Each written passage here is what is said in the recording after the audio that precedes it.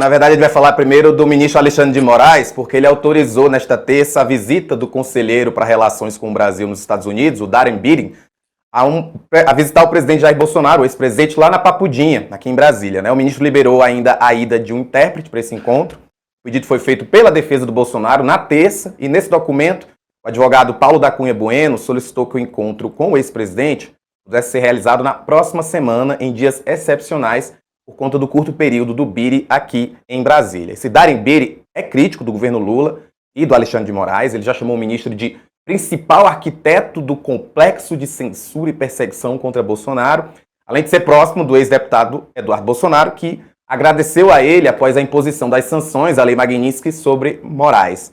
O que a gente pode esperar desse encontro, Reinaldo? Olha, a gente pode esperar. Na verdade, está acontecendo o que eu pessoalmente já esperava e já está em curso. É preciso que isso fique claro, porque nós vamos ter de falar da natureza desse Darren Beattie. Está havendo uma interferência já do Donald Trump na eleição presidencial brasileira. Né? Qual vai ser, que extensão isso vai ter, nós vamos ver. Que existe já a intervenção no sentido de tentar influenciar, existe. Esse Darren Beattie está com uma agenda, por exemplo, com Flávio Bolsonaro. Ele vai se encontrar com Flávio. Não há notícia de que vá se encontrar com o Lula. Né? É um crítico do Alexandre de Moraes, expressou isso. Né? E aí vem aquele negócio. Mas o Lula não recebeu personalidades quando estava preso? Recebeu Alberto Fernandes, que era candidato à presidência da Argentina. Recebeu José Mujica, que era, então agora morto, ex-presidente do Uruguai já. Martin Schulz, presidente do Parlamento Europeu. Cuauhtémoc Cárdenas, político mexicano. O ator Danny Glover. Pergunta objetiva para resposta idem. O que é que influência essas pessoas teriam na eleição no Brasil? Que poder teriam que, além de nada, um ex-presidente do Uruguai, do Parlamento Europeu, um político mexicano, um ator, e o Alberto Fernandes, que era candidato à presidência da Argentina. Né? Mas quem disse que, então, agora o Beattie pode interferir, é uma interferência do Trump? Não, nós temos uma carta do Trump enviada ao Lula, não é isso? No dia 9 de julho do ano passado. E nesta carta, ele faz o quê? Né? Ele impõe tarifas ao Brasil e diz, eu estou fazendo isso porque vocês aí condenaram Jair Bolsonaro e Jair Bolsonaro é meu chapa. Então, quero a suspensão do processo. Como se isso pudesse ter sido, então, uma vontade do presidente da República. Né? O Trump, evidentemente, não sabe como funciona o sistema no Brasil. Né? Entre outras coisas, a gente não tem uma estranheza que tem nos Estados Unidos, que tantos sabujos adoram, né? Que o secretário de Justiça lá, que é o correspondente ao nosso ministro da Justiça, também é o chefe do Ministério Público. Né? Aqui não, são coisas diferentes. O Ministério Público, aliás, não é subordinado a nenhum dos três poderes. Né? Então, ele talvez imaginasse isso, porque evidentemente não é o caso. Né? Ora, se vem, e ele é assessor do Trump para relações Brasil-Estados Unidos. Ele vem para cá, vai se encontrar com Bolsonaro na cadeia, vai se encontrar com Flávio, e aí teve uma outra coisa, que eu sempre que as pessoas têm esses ataques assim de ternura, eu também me comovo, né? Uma furtiva lágrima cai. Né? Ele diz que quer entender, Rafael, o sistema eleitoral brasileiro. Ele quer entender como funciona o sistema eleitoral brasileiro. É bacana da parte dele. A gente poderia resumir assim o sistema eleitoral brasileiro quando ninguém tenta dar golpe, né? Aliás, não dando golpe é assim que funciona. Nós temos uma estranheza aqui para os americanos. Eu entendo que eles estranham. Aqui, um eleitor vale um voto. Veja você, que coisa esquisita. Um eleitor vale um voto. A gente não tem o distritão que tem nos Estados Unidos, né? Exceção feita a 3 estados. Então, quem ganhar leva todos os delegados tal, e ocorre, muitas vezes, como aconteceu na primeira eleição do Trump, de perder a eleição por quase 4 milhões de votos e, no entanto, se tornar presidente da República. Aqui no Brasil isso não acontece. Está dizendo que o sistema de colégio não é democrático? Eu estou dizendo que ele está atrapalhado faz tempo. Mas, né, o país lá, eles podem mudar a forma de composição desse colégio, como nós vimos acontecer, né? Vimos acontecer, por exemplo, no Texas, em favor dos republicanos, na Pensilvânia, em favor dos democratas.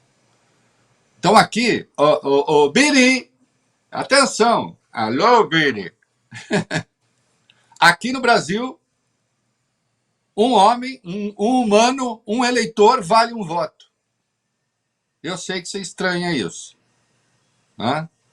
Não, eu conheço os textos do Federalista, né, dizendo por que ia ser um bom sistema. Até tinha uma justificativa, mas já se mostrou problemático, né? Mas, como aqui tem sistema, nós temos um modelo de sistema de controle e constitucionalidade pelo Supremo, né? Como tem Ministério Público Independente, que não é o secretário de Justiça, golpista aqui vai para a cadeia, caso o golpe não dê certo. Golpista nos Estados Unidos se candidata à presidência e vence. Eu falo isso a propósito porque nós temos, assim, há uma certa tradição do sabugismo no Brasil, que vem de longe, de não tentar reconhecer alguns marcos institucionais no nosso país que são, obviamente, superiores aos dos americanos, como está aqui, por exemplo, como salvar a democracia, né? Do Steve Levitsky e do Daniel Ziblatt, os mesmos de como as democracias morrem, né? O sistema brasileiro conseguiu dar conta de golpista, o americano não conseguiu. Viu? O Biri pode ficar chateado com isso, né? Até entendo que ele se chateie, porque como ele é um trumpista da linha tarada, né? Extremista de direita, né? E consta que ele tem também, o que eu fiquei muito curioso, uma extensa agenda no TSE. O que ele quer no TSE? Não, talvez saber como funciona o TSE, que também, olha, Rafael, o que ele tem a aprender aqui no Brasil, porque aquele sistema malucado deles, da descentralização da contagem de votos, cada estado organizando o seu próprio modo de contar voto, não é mesmo? Com a possibilidade de recursos a juízes que podem suspender isso, podem suspender aquilo a qualquer momento, sem ter uma autoridade. Eu acho, olha, atenção, alô brasileiros, talvez o Darren Biri venha para cá para falar assim: vou levar para os Estados Unidos a ideia de ter um tribunal eleitoral, que eles não têm. Não existe justiça eleitoral nos Estados Unidos. Então, quando um sistema em que a apuração paralela acaba estabelecendo com antecedência o vitorioso, com base em tendências e não sei o quê, sujeita a toda sorte de recursos judiciais e tribunais descentralizados, aquilo é uma bagunça. Né? O que também está aqui. Né? Aquilo é uma bagunça. Aqui no Brasil, não. Né? Acho que ele está querendo falar assim: os bolsonaristas dizem que existe uma sala secreta no TSE, que é uma fantasia, que não existe. Né? Mas deixa eu saber como isso tudo funciona. Hã? Então, esse cara vem aqui agora, vai se encontrar com o Flávio, vai se encontrar com o Bolsonaro na cadeia, e é evidente que isso é uma primeira expressão de interferência, sim, né? Mas essa não é a única. A extrema-direita bolsonarista voltou a fazer pressão lá nos Estados Unidos. O Eduardo, sim, eles têm influência por lá. Nós estamos vendo o esforço do Brasil. O nosso chanceler teve um encontro com o secretário de Estado Marco Rubio dos Estados Unidos, né? O Mauro Vieira, o nosso chanceler, para que os Estados Unidos não considerem que forças como o PCC e Comando Vermelho sejam consideradas ameaças terroristas regionais. Nós tratamos disso aqui ontem. Tá? Que é uma tese da extrema-direita brasileira. O Eduardo Bolsonaro nos Estados Unidos defende isso. Tem lá o Paulo Figueiredo, né, que também vai por aí. Né, eles têm contatos com a extrema-direita americana,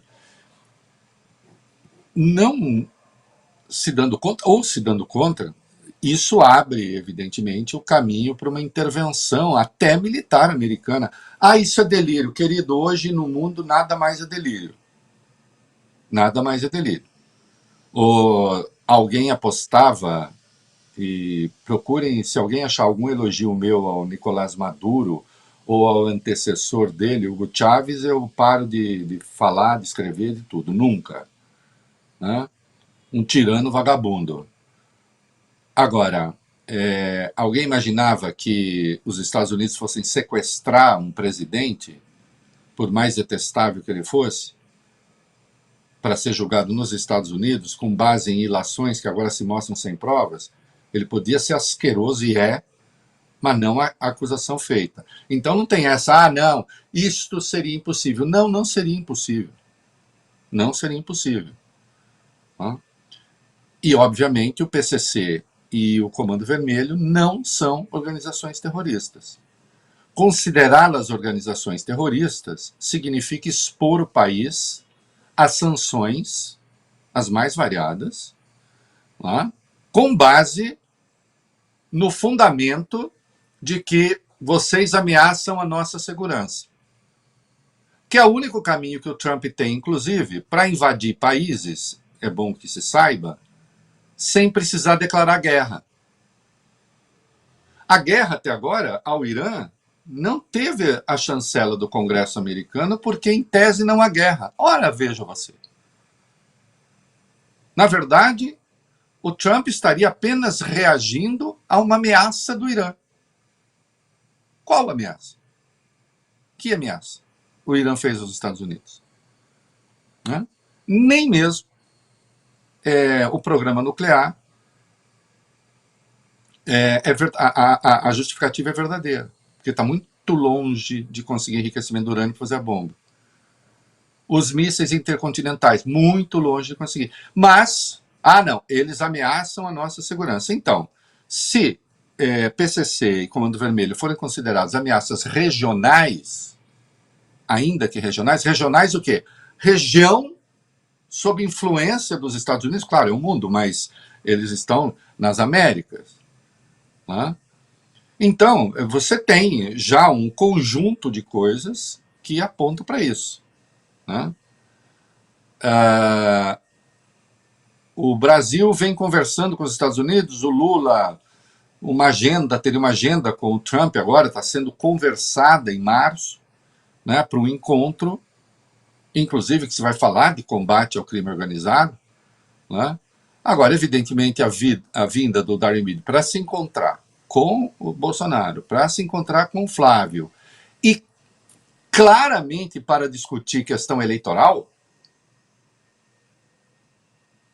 Eu quero conhecer o sistema eleitoral, eu quero falar com o TSE, e também diz que pretende discutir os perfis que foram retirados do ar em razão do inquérito das fake news e do inquérito das milícias digitais. Então, agora, aqueles que acham que esses inquéritos são um horror, não é o meu caso, deixo isso claro, né? Acho que, inclusive, o inquérito das fake news ajudou a salvar a democracia, porque ele é a origem, depois, das ações do STF contra os golpistas, né? Quem é contra tão radicalmente já tem um aliado também, que é esse extremista de direita, o Darren Beattie, que está aqui agora como uma espécie de gerentão das nossas eleições. Isso é uma primeira manifestação, né?